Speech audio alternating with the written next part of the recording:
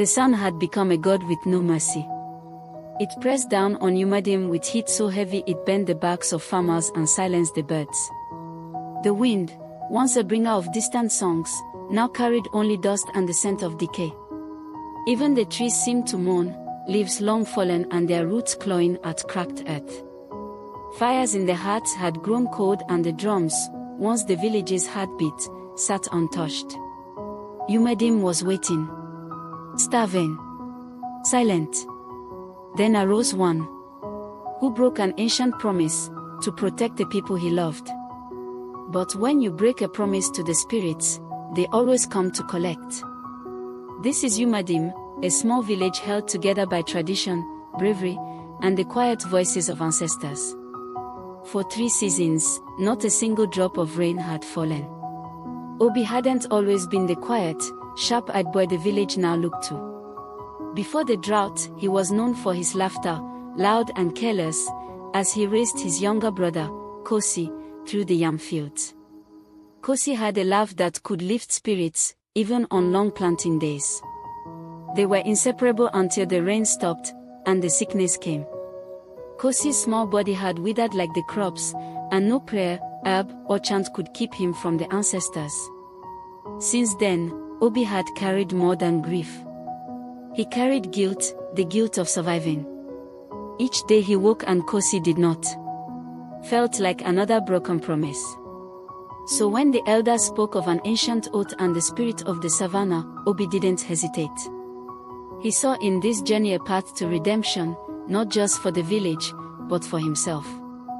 In the valley below, where dry grass still whispered secrets, other figures roam. They were hunters, once a part of the village, now wild-eyed and half-starved. They had splintered away when the elders forbade hunting sacred ground. Hunger had pushed them beyond old taboos. Among them was Akena, one of many others who had lost patience with spirits and ancestors. Prayers don't fill bellies, he had said before leaving. Now, he led the hunters with a different kind of faith in steal, in taking what the land wouldn't give. Obi knew Akena's arrow would not miss twice. Then it appeared. From the roots of a twisted tree, in the silver moonlight, came the golden stag. Its fur shimmered like fire caught in honey, its breath rising in soft spirals of mist. Looked directly into Obi's soul. The world fell silent. The wind paused. Then, as if the stag breathed memory into the air, Obi felt something. A moment. Kosi's laughter. His mother's gentle humming. The drums of the festival. The taste of yam roasted over fire. The spirit didn't speak, but Obi understood. It was showing him not just what had been lost, but what could still be saved. He lifted his spear, but it felt heavier than before. Not with weight, but with meaning. The stag bowed its head, still and waiting. Obi saw himself in the creature's stillness. He saw Kosi. He saw Akena. He saw all of Umudim.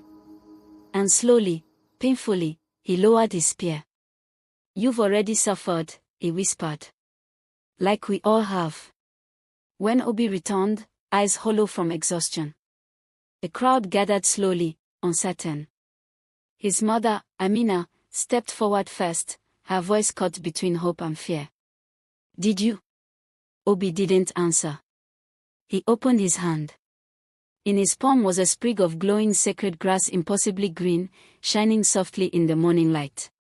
The crowd gasped. Then someone asked, voice low and trembling, "You let it go?" Obi nodded. There was silence. Long, stretched, heavy with generations of belief. Others murmured. Then an old blind woman lifted her face to the sky. "The spirits have accepted," she said. "Balance is restored." And as if her words were a key, the clouds broke. Rain. Soft at first, then wild and sudden. Laughter burst from children's lips. They ran barefoot through the puddles, arms lifted. Elders wept openly. Mothers sang again. The drums, silent for seasons, returned with a rhythm like thunder. And in the far hills, unnoticed by most, a golden figure watched from beneath the trees. The stag turned, and faded into mist. The land drank deeply, and so did the people. They remembered hunger. They remembered grief. But now, they would remember something else, that mercy can bloom in the harshest drought. And that sometimes, choosing not to kill is the strongest kind of courage.